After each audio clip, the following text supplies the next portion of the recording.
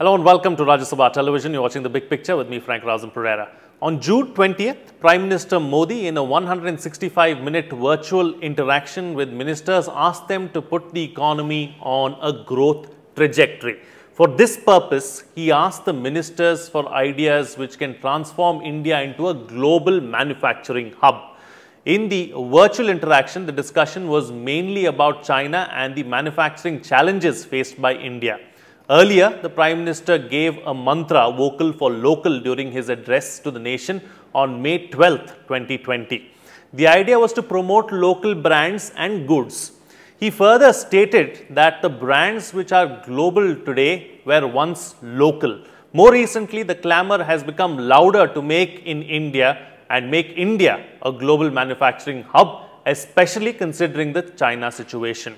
In the 1980s, China began as a producer of low-end products, and in 2010, it became the largest manufacturer in the world, overtaking the US in all sectors, from drugs to electronics. In 2018, as per UN data, China accounts for 28% of the global manufacturing output. On this edition of The Big Picture, we will analyze what needs to be done to make India a global manufacturing hub. Joining me on the program today are Shubhrakant Panda, Chair, Manufacturing Committee, FICCI, Ajit Ranade, Chief Economist, Aditya Birla Group, and Aruna Sharma, former Secretary, Ministry of Steel. Thank you to all my guests for joining me on this edition of The Big Picture. So, Ms. Sharma, I'd like to begin the program with you. Let's first start and analyze and understand what is the status of manufacturing in our country as it stands today. Let me be very, very clear and blunt about it. Unfortunately, over last number of years, the small manufacturers sort of metamorphosized themselves to become traders because of the tough labor laws, of expensive credit, of expensive power. They found it more lucrative to import from China and other countries and market it here. As far as the fast-moving goods up there, the branding does not make a difference. And that is how it went about. But assembly in electronics saw a big jump in the mobile sector in the country. And of course, in steel, we became number 2 in the world on steel manufacturing. Cement, we are strong. Aluminium, we are equally strong. But if you look, the major boost what the Prime Minister has been talking about has to be in the MSME sector, because that is where the major market lies and that is where it moves. And the Indian manufacturers lost a lot of space there to that of heavy imports, which were cheaper, better looking, fast rolling. And the reason behind it, like I said, an add-on reason was there was a complete lack of research in that sector. They were going on in the hackneyed manner, the market feedback, the modification of the goods, using better technologies, all that got missing. Now from there, this is an opportunity to restart, and that restarting is going to make the whole difference. And for that, you have to really work hard. In the sense, for every kind of manufacturer, you have to really sit with them and start removing every entangled things that is pinching them very badly. So it could be as simple as loading, unloading times. It could be as difficult as getting a new technology and machinery to go ahead with it. So this combinations has to be a very fast reactions. Otherwise, you know, we have what we lacked and what we lost the time. To accelerate and gain it, it requires a complete focused efforts, and which I am very sure my co-panelists who are very much in depth working for the manufacturing will be commenting much more about it. Absolutely. Let me go across to them now and open the floor up to them as well, and let's hear their point of view really as far as making India a global manufacturing hub is concerned. First, Mr. Ranade, you know, can India become a global manufacturing hub? What needs to be done? How can we become a powerhouse when we talk of manufacturing? Well, the short answer is yes. And the long answer is that we need to take several steps. First of all, an acknowledgement of reality. You know, while we have some really world-class stories to tell to the world, For example, the highest quality awards in manufacturing is called Deming Awards. We have the largest number of Deming Award winners in India outside of Japan. It's a Japanese quality award. Then if you look at the success of our automobile industry, the small car, India has virtually become like a small car hub, and one of the most successful operations of company Maruti Suzuki actually comes from India. And I could give you several other examples. So while that is true, the larger reality is that the share of manufacturing in GDP, in India's GDP, is today stuck at 16-17%. But this number in 1991, the year of our great liberalization and industrial delicensing, was also 16%. So over 30 years, we have not managed to move the needle from 16-17% higher. The national aspiration, as per the national manufacturing policy, is to go to 25%. So, we need to acknowledge what is, I think Dr. Sharma referred to some of them. We have success stories, so we need to learn from our own success stories, and we need to learn from other success stories. The most recent examples which have joined the race in the global, manufacturing competitiveness are countries like Vietnam and Bangladesh also in certain sectors like garments. So Vietnam is especially a very, very pertinent example. It's a country with 100 million people. Just 10, 12 years ago, it actually started from a very, very low base. But in a variety of sectors, whether it's electronics, whether it's assembly, whether it's garments, chemicals, it has really shown it's possible to have a sustained growth of almost 12 to 14% for a period of 10 years. What we need to do is, I think, four things. Let me just quickly identify four things. I think Dr. Sharma referred to a few of the handicaps. Number one is that we need to recognize that our strengths lie in labor costs and productivity skills.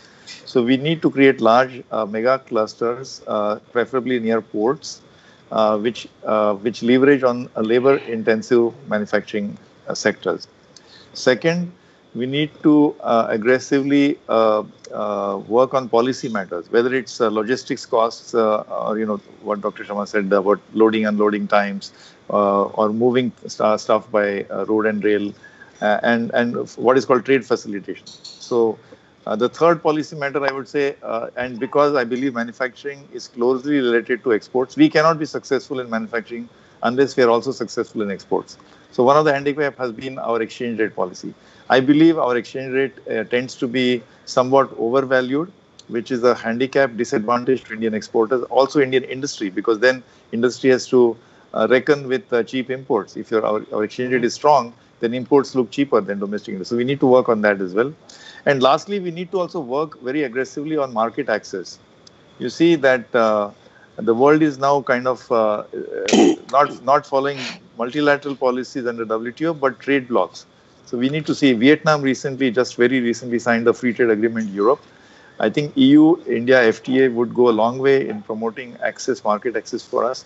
We should also find out if we can do the same thing with the US markets. I know that we have a free trade agreement with ASEAN and we have walked out of RCEP. Perhaps there have been concerns on that side. But certainly, I think European markets to us represent a huge opportunity. So I would say these combinations of four things would go a long way.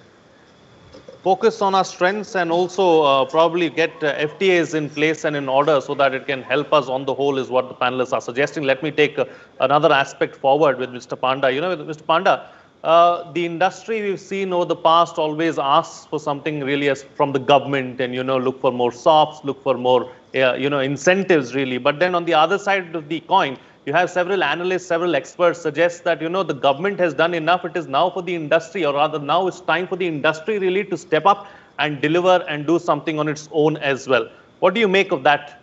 How do you assess it?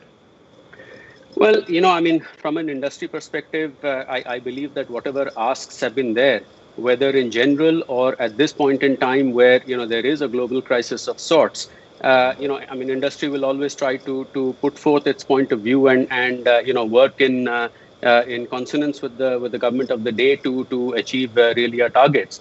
But what I'd like to also touch upon, I think excellent points have been made by both Mr. Sharma as well as Mr. Ranade. There are fundamental challenges which come in the way of India progressing towards becoming a manufacturing hub.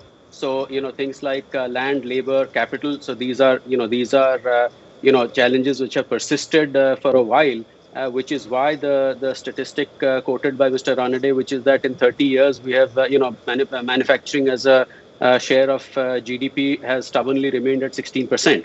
So besides all of that, I think, there is.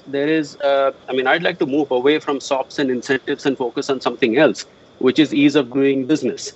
I believe this government, under Prime Minister Modi, has done a lot of good work to make it easy for investments to come into India, for existing industries to do business.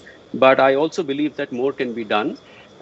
Two points which come in the way, that there are a lot of archaic laws out there. And this is something that FICCI has consistently put across, even recently. A lot of work has been done in identifying and eliminating archaic laws, but I believe more can be done. And the second area, of course, is compliances.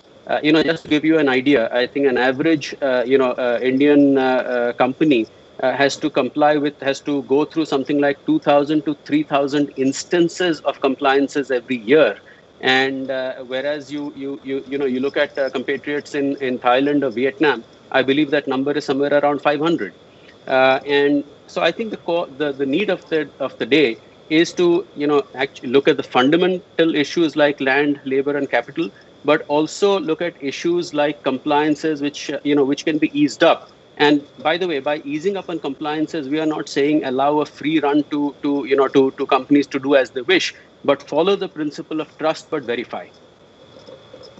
Okay, all right. So, taking the discussion forward, I want to take up a point that Mr. Ranade raised with you, Ms. Sharma, and talk about, success stories. One big success story as far as manufacturing in India is concerned, I strongly believe is, correct me if I'm wrong, of course, is the two-wheeler sector and how our Indian companies really have fared. They've even beat the Chinese companies at their own game, and we are really, a major manufacturing hub as far as two-wheelers are concerned. Is that a success story? Is that a model that can be replicated by others? Second, talking about success stories, these companies that are moving out of China seem to be going to Vietnam. Why is that so? Is there something that we can implement and take away from Vietnam?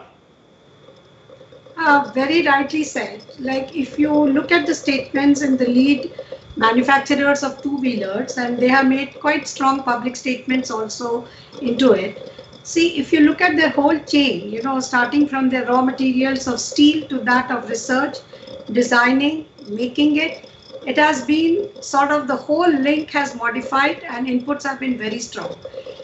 They have taken the shocks of sudden changes in the policies of the kind of permissible two-wheelers in the market without enough notices to them to work upon it, but they managed to battle it out and move ahead.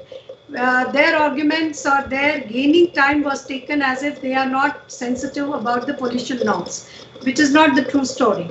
The manufacturing chain, or if you look at the entire assembly line, it takes time when you are going for a change. So these kind of changes, it is very, very important that you work together. And the success story happened there because the leaders in that sectors are innovative, are working toward it. Two-wheeler has a very big affordable rates and market within the country. So, the biggest advantage we have is we are big consumers. So in any manufacturing, the break-even will come by the local consumption itself to a very big way. And then you have a leeway for the export. So you're not so much, even though export is important, as Mr. Pandya very rightly said, but we are not export dependent. So even if protectionist measures came, we were able to take that shock as we were going ahead in the different sectors. So that is a success about the two-wheelers.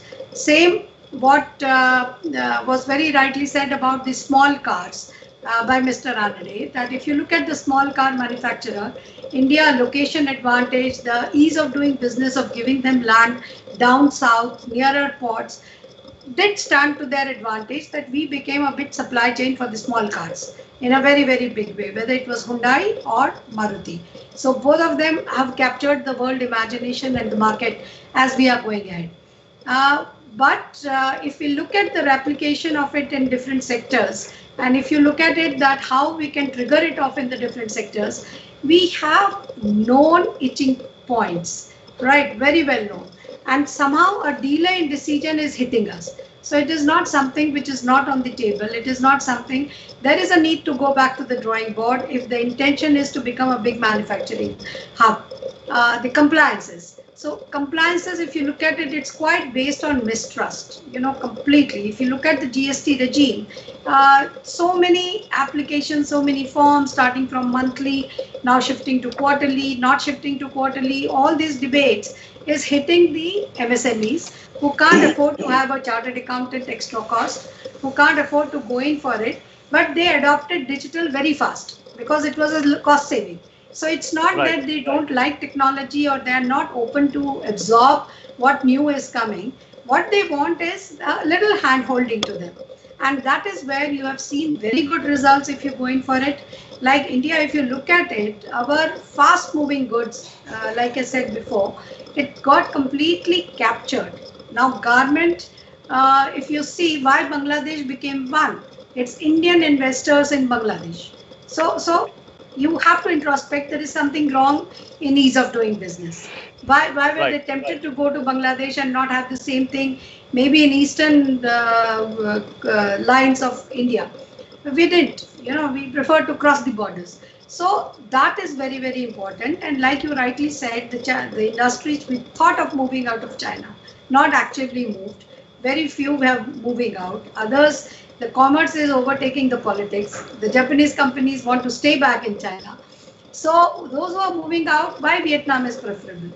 It's very simple. It's a single window, just walk through understandable laws, simple English, and that's what makes a difference. And that is where the sectors where somebody literally thought of resolving point by point issue, we saw growth in that sector.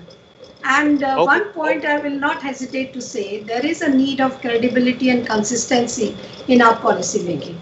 Wherever we are consistent, we are seeing a better result. Where we do a somersault, then we take time to catch up again because the whole industry has to reset itself. So like I agree to Mr. Ranade, it is possible for India to become a big manufacturing hub.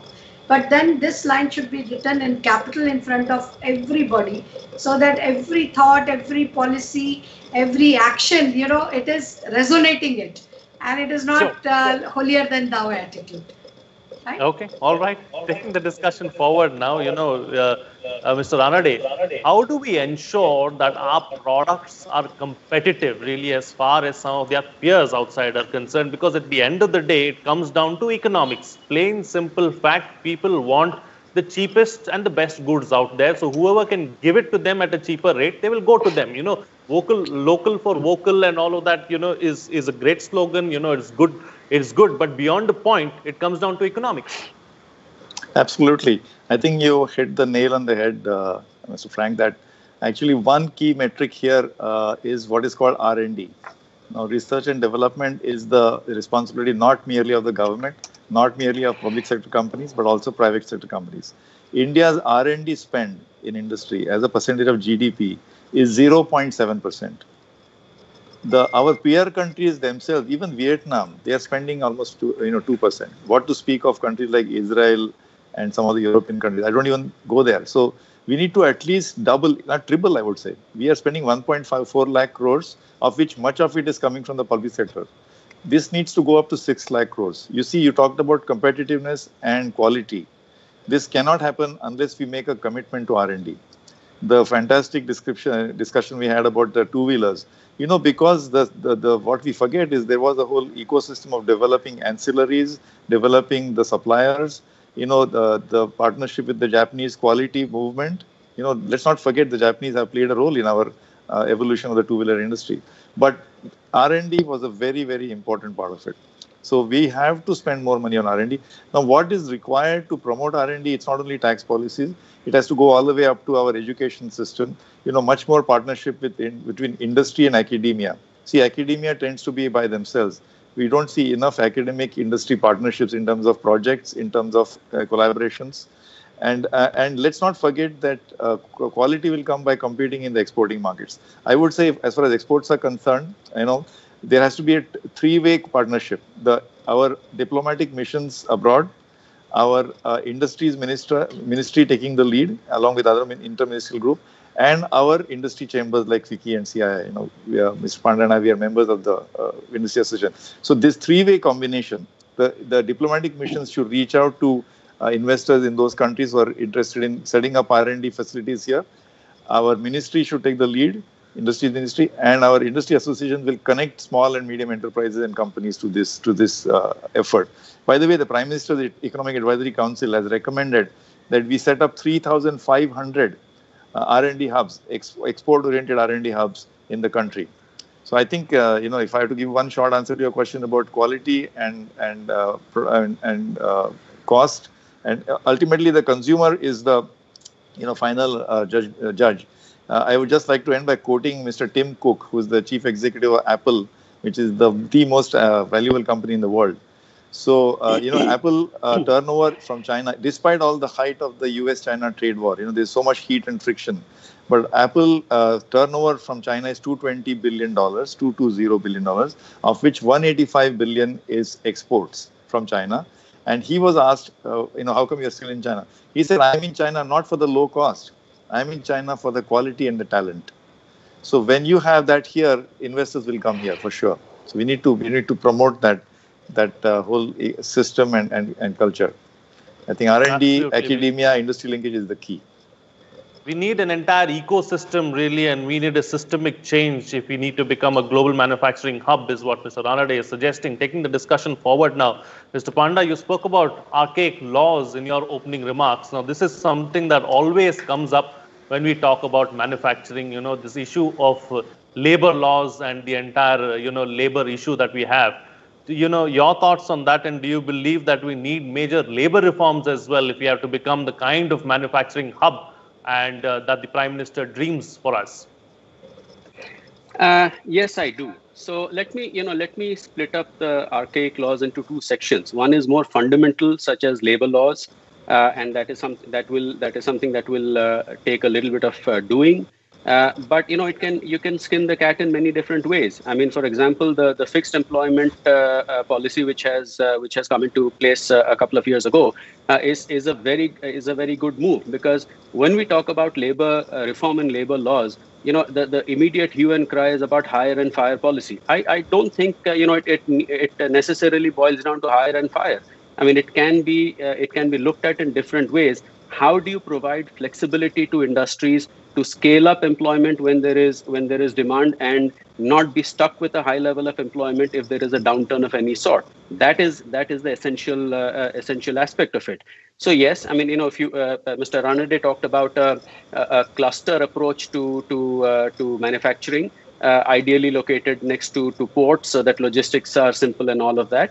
I mean, if we take that concept a little bit forward and say that, look, how do we, at least in those clusters, make labor laws a little bit little less onerous, while of course ensuring that adequate protection is there so that no one is exploited. The second aspect that I would like to get into, in as much as archaic laws are concerned, is there are a whole host of other laws and compliances besides labor laws. And I mean, there are some outright archaic ones. I mean, we have recently come across something while doing a research paper, that there is actually a rules dating back to 1963, I believe, which is called the Maternity Benefits for Circus and Mines rules. I mean, why is that there in the statute in the first place, right?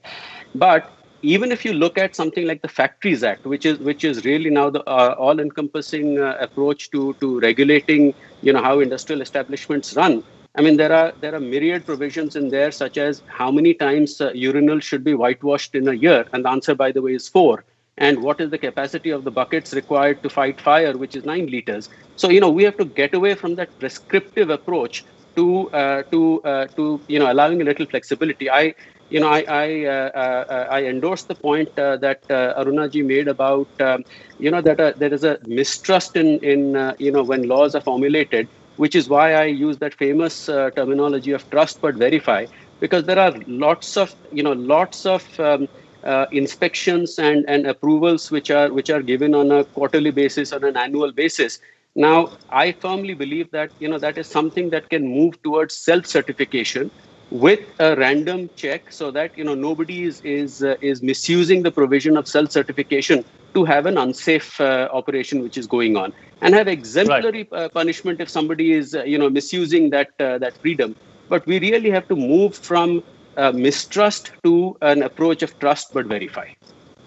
Okay, time now to get closing comments from all my guests with the best way forward. I've got limited time on the program, 3 minutes left, so in 1 minute each, I'm going to get closing comments from all my panelists, starting first with you, Ms. Sharma. Best way forward. The best way forward is that be very clear that yes, it is possible, and to be possible, what all boxes are to be ticked should be ticked. And those boxes has to be very introspective, not defensive, and aiming towards getting it. There are 10 sectors which I have identified where we have a holistic approach. So whether we become the highest producer in agriculture, whether the second one we go for a step up, value addition in the rural India itself. Number 3 is mining and its related value addition in terms of steel, aluminium, bauxite, mines, whatever we want to go in for. Then the fourth one, which is very, very important, is the food security aspect of it, that how do we go about it. Fifth is the MSMEs, and MSMEs need a different handling. Now, if you look at it, even the moratorium was not used. The use of moratorium is coming down to 30% because there is no back-end moratorium into it. So MSMEs have to be taken and their small problems have to be handled. They have to be helped, handled into clusters. Like that, if you look at it, if we focus on 8 to 10 sectors as a whole, and then you go ahead by support in the education and social protections, it's not impossible. It is possible. But then the intention has to be very focused, clear, with everybody working on a team to sort of work towards it and start ticking the boxes that whatever is needed to be done is done. As we succeed in a private life, as we succeed in a professional life, we have to do exactly the same thing at the national level. Okay, all right. Mr. Ranade. Well, number one, go in mission mode. Just like we had, livelihood mission, we had the national health mission. This should be a mission mode. So co-opt everybody, as I told you. As far as exports are concerned, our diplomatic missions, the ministry taking the lead, the industry chambers, but co-opt the state government as well. Second, cluster approach. Locate close to the ports and labor-intensive sectors. Number 3, which is agriculture, textiles, even tourism, which is not really manufacturing, but it's labor-intensive. Leather, footwear, garments. Number 3, please don't be aware of the exchange rate policy. Let it not become our disadvantage. And number 4, R&D. Let's not forget the importance of R&D. If necessary, the CSR law allows companies to spend on R&D, but not all activity is covered. Let's expand that thing completely. Let's aim to double R&D from 0.7 to 1.4%. And lastly, just like for ease of doing business, we went from rank 142 to rank 63. It was also a mission mode. Let's make it a mission mode to increase our share of manufacturing from 17% to 20% in the next 3 years. All right. And Mr. Panda, close the show for us with a quick concluding remark. A lot of policy prescriptions have been made. Let me add one more, which is focus on Atmanirbhar Bharat, which is what the Honorable Prime Minister has asked for. I don't see that as being protectionist. I see that as going into mission mode to ensure that we in a targeted manner look to become more self-reliant. And I think there's a huge difference between being protectionist and being self-reliant, and the latter is what we are aiming for. And to give you just one example, it's abominable that with one of the world's largest reserves of coal, we are still importing coal. So, you can start at something very basic like that. We don't even have to talk about moving up the value chain. That can come, 6 months later, a year later. But we have to move into an overdrive approach to see that, where is it that we can easily, painlessly switch over to being self-reliant and use that as a basis for growth. Okay, all right. On that note, then I'll call it a wrap on this edition of The Big Picture. Thank you to all my guests for joining me on the program and putting things into perspective for us. What's coming out of this discussion is that we need to focus on our strengths and learn from our success stories. We need to make well thought out and just the basic decisions like ensuring that our plants are located close to ports, thereby saving a lot of money on transportation and other aspects. MSMEs need a different kind of a treatment, maybe some kind of hand holding, but we need to have an ecosystem or create an ecosystem with all stakeholders coming on board and taking this forward on a mission mode is what the panelists are suggesting. With that, it's a wrap. See you again next time.